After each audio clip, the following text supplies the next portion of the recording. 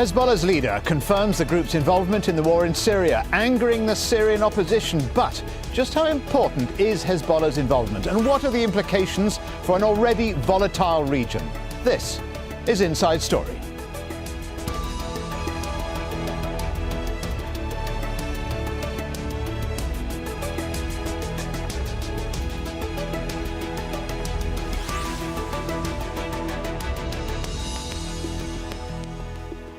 Hello and welcome to Inside Story. I'm Stephen Cole. Hezbollah's leader Hassan Nasrallah has promised not to let the Syrian government fall. He said Syria has real friends. The opposition has long accused Hezbollah of supplying fighters in support of President Assad's army. In a televised speech, Nasrallah said Syria's opposition is too weak to bring down Assad. His broadcast followed 2 bomb attacks in the heart of the capital, Damascus. Well, the leader of the Lebanese movement, Hezbollah, says the Syrian president's government won't fall. Hassan Nasrallah was speaking in Lebanon just hours after an explosion killed 14 people in Syria's capital, Damascus. Syria has real friends in the region, and the world will not allow Syria to fall into the hands of America, Israel, or Salafist groups. The Syrian National Coalition has reacted to what it called threats by Hezbollah's leader. A statement released by the opposition said the Syrians and the Lebanese hoped that the Hezbollah leadership would stop their attacks on Homs and Damascus and take into account the gravity of the situation in the region. But they heard nothing but threats and warnings against setting the region on fire and an admission of their interference in Syrian affairs. Well, US President Barack Obama said the facts need to be established before the United States will consider reacting to allegations of chemical weapons being used in Syria. Obama warned that the circumstances of their use are not yet clear, and he won't be rushed into ordering military action. What we now have is evidence that chemical weapons have been used inside of Syria, but we don't know how they were used, when they were used, who used them. We don't have a chain of custody that establishes what exactly happened. And when I am making decisions about America's national security and the potential for taking additional action in response to chemical weapon use, I've got to make sure I've got the facts. So let's introduce our guests. In Beirut, Kamal Wazni, a political analyst who is the founder and director of the Center for American Strategic Studies in Beirut. Joining us in Doha, Louay Safi, a member of the political office of the Syrian National Coalition.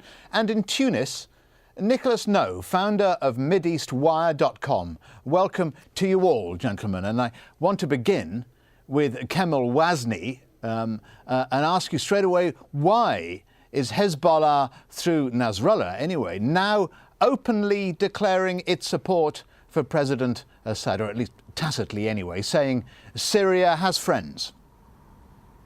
Well, obviously, this is not the first time that Hezbollah supported Syria. It was the opposite. Syria supported Hezbollah since the beginning of the war with Israel. Since 1982, the Syrians sided with Hezbollah, supported Hezbollah, provided them with logistic and weapon, and provided them with political coverage.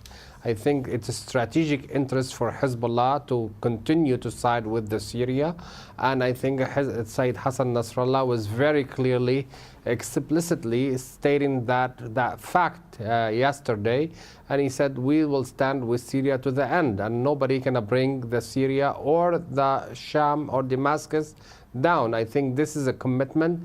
It has a different. It has many aspects of it.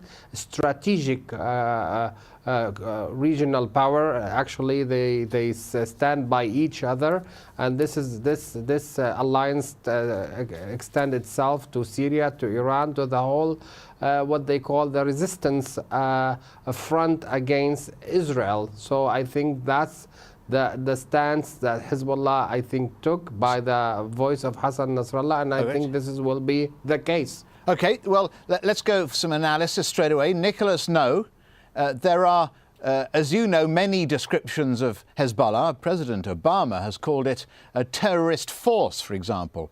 Others may see it as a political movement. Some, it's a charity. How would you describe Hezbollah? Well, let me just correct one thing that your guest said, actually. We're going to go back in history. Actually, Hezbollah fought the Syrian regime and the regime of Hafez Assad, the deceased father of the current president of Syria, Bashar Assad. So there's a much more complicated relationship, historical relationship, if we're going to go there, between Hezbollah and the Syrian regime. And it's actually something very interesting to consider in the current phase, because you do not see manifestly on the ground Hezbollah massively committing itself full throttle to protect the regime. They are increasingly doing so, and they have been protecting the regime for quite some time, both on the political level and on the ground, as I think all of us acknowledge, and as Nasrallah has acknowledged for some time as well. I think that, you know, the way that the U.S., for example, which you just brought up, views Hezbollah, you know, as a terrorist organization. This complicates the situation of diplomacy, which is actually what Nasrallah spoke about yesterday, and which a number of different actors in the region have been talking about for some time. The need to get a political solution together. There are many reasons why. Many people argue that part of the reason why we can't find a political solution is because groups like Hezbollah, non-Syrian groups, are aiding the regime. But there's also the counter-argument that groups, you know, supported by different states in the region, such as Saudi Arabia and Qatar, are also fueling the violence as well. So the issue is one of how are we going to get a political dialogue? Okay. And if you label people terrorists or these other things, it becomes very difficult to do that. It's certainly never helpful, is it? Nicholas, no. Well, let's move on to Louis Safi. You heard from Nicholas there that Hezbollah has been in Syria some time. How long do you estimate that Hezbollah has been fighting in Syria, and why do you think they're there? Well, they have been in Syria for at least 8 months. They have been traced in Daraa area, in Daraa province, as well as in Homs and Hama. So they have been fighting, but now yesterday we started to see clearly what's going on. There is a strategic decision, I guess, or I think it's by Tehran to stand behind the Assad regime at any cost, even at the cost of dragging Lebanon into this fight. And now Hezbollah is doing the bidding of the Iranians. All right, well, I'm going to come to Kamal in a moment for more on this, but just to describe the party, the organisation, it literally means the party of God and is the most powerful political and military organisation, certainly in Lebanon. It's made up mostly of Shia Muslims. Hezbollah was founded with Iranian financial support. It maintains those links with Iran today. The group has been characterised by its hostility towards Israel. The two sides fought a month-long war in 2006, after which Hezbollah claimed victory. Hezbollah also provides social services and healthcare, which gives it a wide popular appeal. Well, since the start of the crisis in Syria, Hezbollah's leader Hassan Nasrallah has sided unequivocally with the Syrian government. Commentators say that move has squandered some of the goodwill that Hezbollah has on the Arab street. I wonder, Kamal, has Hezbollah squandered some of the goodwill it has on the Arab street? Well, obviously, there's a divided Arab street today. There's people who still respect Hezbollah, and there's people who actually turn against Hezbollah among their friend alliance. But the issue for Hezbollah is not what other people think of them, is what they think of the current situation. They feel that this is a righteous cause. They fight for the Middle East, because Syria is a cornerstone for the resistance in the Middle East, and a failure of Syria will change the map of the Middle East, and they're gonna come next in the fight against them. I think at this point, I think the Hezbollah came to the aid of the Lebanese who sit in the borders, but eventually they will prevent the collapse of the regime of Bashar al-Assad. I think the Iranians stated very clearly they're supporting the regime of Bashar al-Assad, and they wanted a political process that bring all the Syrians together. Nicholas, that means even Hezbollah is there, they're not going to fight the Syrian war on behalf of the Syrian. This is a Syrian war that is aided by international country. Well, we're going to get on, Kamal, we'll get on to that, whether or not this is in fact a proxy war or not. But Nicholas has rightly identified the fact that being dubbed a terrorist force isn't particularly helpful. But also, some say that Hezbollah is only in Syria to see an international expansion of the Shia religion. How would you address that, Nicholas? And I'll ask Kamal that as well, but Nicholas first. I mean, that's a very explosive issue. Hezbollah has long regarded its, let's say, its most vulnerable point as the fact that it is a Shiite organization. Although it's in a political alliance with the most popular Christian party in the Middle East, the Free Patriotic Movement in Lebanon, and indeed governed Lebanon for quite some time with that group, as well as others, it is very frightened by the sectarian aspect, because this is one that, of course, cuts right across the heart of the Middle East. We're seeing this in Iraq for 10 years more. It's escalating in the current situation. Right across the Middle East, this is one of the main vulnerabilities of Hezbollah. It has tried, at least at a public level, to try and portray itself as not a sectarian, not a Shiite kind of enemy, for example, of the Sunnis, of course. That is something that I think it's a battle that it's losing. And it's losing as it increasingly gets more involved on the ground in the fighting in both Syria and perhaps as well in Lebanon in the coming period. It's a deadly weapon against Hezbollah. Its critics, and we have to be very clear, there are a range of critics of Hezbollah. Some of them I would characterize as very disinterested, neutral observers who are extremely upset, morally outraged by what Hezbollah, the stance of Hezbollah on Syria. But there are also enemies on the battlefield, all around it, and it depends on which side you view as the good guys or the bad guys, but that have an interest in stoking the flames of sectarian unrest and sectarian anger. And certainly there are some of Hezbollah's worst enemies, Israel, and also some of the great Sunni monarchies in the region, including Qatar and Saudi Arabia, which are pushing this angle. We keep coming back to this proxy war, don't we? Kamal, I want you to bring you in on this and this thought. Well, actually, I don't think it's a sectarian issue, because a lot of element of supporter of Bashar al-Assad are Sunni, and I think without the Sunni support, he probably would not be there. It's not a sectarian issue what is taking place in Syria. Some people like to characterize it as sectarian. It's not like the Hezbollah wanted to make the rest of the Middle East Shia. That's not their agenda. But some people always use the sectarian issue as a way to divide the region. I think this is remapping the region. It's a proxy war. I said it in Qatar 2 years ago when I said this is a proxy war, and I think the Syrians are paying the heavy price for it, economically, politically, safety-wise, because look at what happened to Syria and to the Syrian people. They live in a very bad economic condition with no securities. I think the region need to look carefully at what is taking place in Syria, because what is taking place in Syria has a lot of ramifications for Lebanon, for Iraq, for Saudi Arabia, for Qatar. No one will be left alone if the situation actually go to a point where we can see more of a bloodshed and a topple of the regime. Huge regional implications. Louis Safi, what, in your view, is Hezbollah's interest in this Syrian conflict, and why has it been there since it began? Well, the current conflict has shown Hezbollah for what it is. It's an agent of the Iranian government. It fought with Israel on behalf of the Iranians. Now it's turning its weapons toward the Syrian people. And it's interesting to hear your guest from Lebanon talking about a righteous fight. How that fight is righteous when you stand behind a tyrant who is bombarding cities and torturing children and killing civilians. No.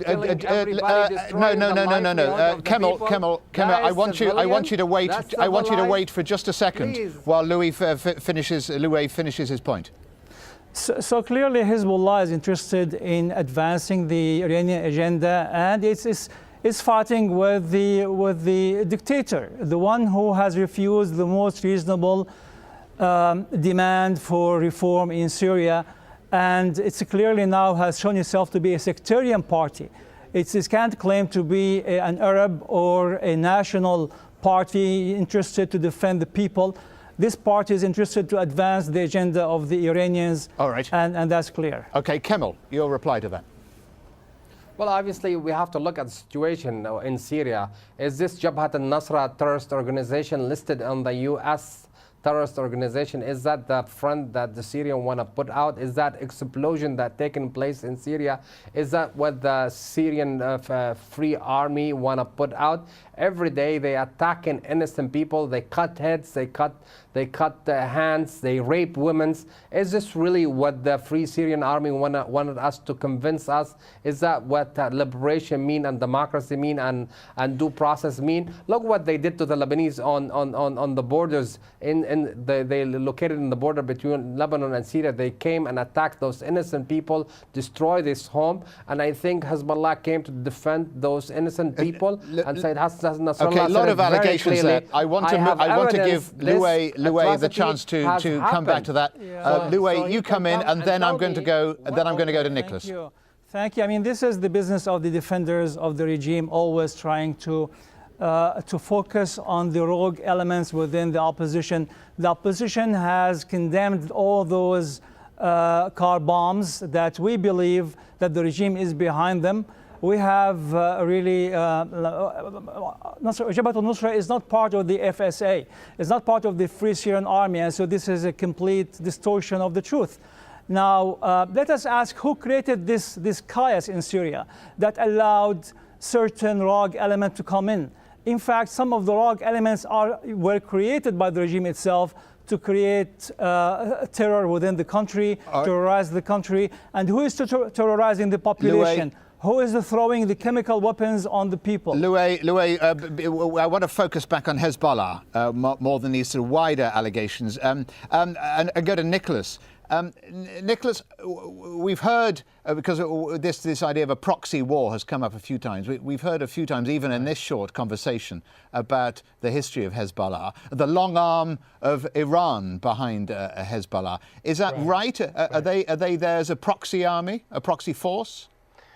The problem is, and I'm sorry if this sounds like a cliche throwaway phrase, is we can't view these things in these black and white terms. If you view Hezbollah as a purely Iranian agent, then the political solution, which I'm going to argue is absolutely necessary at this critical moment, and indeed that's what Nasrallah said last night, then the political solution is completely off the table. If you think that Hezbollah is only a terrorist organization and only an Iranian agent, then we're not going to be able to find a political solution if you come to the table with that approach. Okay? Yes, Hezbollah was started by Iran. It has deep links to Iran. The Central Intelligence Agency of America, I think, has actually characterized it quite fairly as it's a partnership relationship between a junior and a senior partner. There's a spiritual relationship. Indeed, the spiritual leader of Iran is regarded by Hezbollah as the leader of Hezbollah on matters of blood and war. There's a great degree of variation and nuance in that. But if we look at it purely in these black and white terms, we're not going to find a political solution. Which leads me to the last point, which is... Does Hezbollah see Syria as perhaps a natural expansion of its activities in Lebanon, a sort of spillover? No, in the sense that Hezbollah would like it very much if it did not have to devote its resources to the Syrian conflict, if it did not have to deal with the sectarian aspect which is starting to engulf it, if it did not have to divert resources from its main jihadist struggle, which is against Israel. So right now, Hezbollah is not in a position that it wants to be in. Indeed, it's not in a position that it thought it would be in 3 years ago or 2.5 years ago. And it is adapting. Where we're at right now is Nasrallah's warning last night, which is, everybody take note. This is the critical stage. This is the major turning point. If the other sides opposed to the Syrian regime go fuller in with greater violence, indeed Obama is even considering lethal aid now in light of the chemical weapons reports. If the violence begins to escalate, Hezbollah is going to come down firmly with its other allies or its senior partner, let's say Iran and others in the region, on the side of Bashar Assad and the regime. And we are going to have a major war in the Middle East. a major war that is going to involve jihadist groups on the Sunni side. It's going to involve a jihadist group and a political party like Hezbollah. It's likely going to draw in a whole range of actors with some of the most sophisticated weapons, some of the most dangerous weapons in the world. So his warning last night was, everybody has to take a moment and consider, because we are reaching a point of no return for the political solution. Said, yeah, indeed. He says, Obama said that the facts aren't straight yet about chemical weapons. He said if they're used, it would be a potential game changer. But he didn't say exactly how the game would change. Kemal, is this all a proxy war in your view? The US and the West operating through Qatar, Turkey, Saudi Arabia against the Free Syrian Army backed by Iran and Russia and Hezbollah? Well, I said it a long time ago, this is a proxy war and this is going to be devastating for Syria. I feel sorry for the Syrian people because they have to pay heavy prices. Now the destruction in Syria can cost hundreds of billions of dollars, and I'm sure there's not going to be enough money to rebuild Syria once things stop. But I think I agree with Nicholas from Tunis that I think this is a warning. Any intervention from the United States is going to change the scale of war, and I think a lot of people hoping that the United States will actually engage, because this is going to change the whole scale. And I think there's a lot of wise people on the American side. They will not intervene in this war. I think the General Dempsey, he has been very wise and he has very cautious about entering a war in Syria.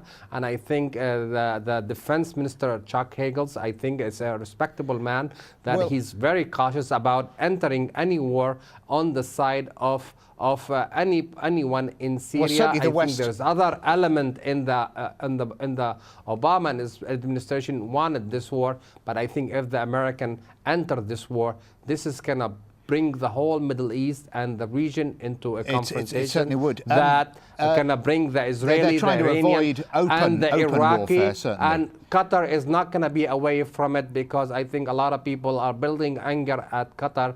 And all those people who are involved, Louis, they have to be very cautious. Yeah, because Louis, I want to move on because we're bloody. running out of time. Louis, it seems to me, and I might be wrong, the US doesn't want a regime collapse. What it wants is some kind of controlled transition. Is that possible? It is possible if the opposition receives strong support at this moment and the war would not drag on much longer. And I can tell you, particularly for our friend in Lebanon, that not only the Syrian people will feel the pain, the Lebanese will feel the pain, and that will be the fault of Hezbollah, because we all know how tense the situation is in Lebanon today. Now, I can tell you from now, really, Iran has come straight right behind the regime, and that's why it has pushed Hezbollah into an area it has no business, entering into. But I agree. If at this moment, before things get out of hand, if we can provide a strong support, meaningful support to the opposition, we don't need any outside forces. The Syrians can finish this regime. This is a. That's all a bit too late, Nicholas, isn't it? The outside forces are already there. So how do you see this moving towards some kind of negotiated transition? I mean, we could end up with the FSA trying to negotiate with Hezbollah, could we, at the end? It doesn't end. It doesn't end nicely. It doesn't end in a political track. If, as your guest just suggested, we fuel the opposition to Bashar Assad's regime and opposition to Hezbollah with more and better weapons, Nasrallah's point last night was that this is going to be, it's already become an existential struggle. The side of Hezbollah and Iran and Syria have tremendous capabilities and multiple ways by which they can bring great difficulties and great suffering on their opponents. And if they are pushed further and further towards that corner, they will react with further and further force. There is still a chance for a political solution. There has to be a political solution. Fueling this conflict with more and better weapons on any of the sides is only going to lead to a far greater conflict. All right, Nicholas, thank you. Thank you indeed to all my guests today in Beirut, Kamal Wazni, In Doha, Loué Safi, and in Tunis, Nicholas No. And thank you for joining us for this edition of Inside Story. If you want to send your feedback, please do so via email to insidestory@aljazeera.net. Thanks again for watching. From me, Stephen Cole. Goodbye for now.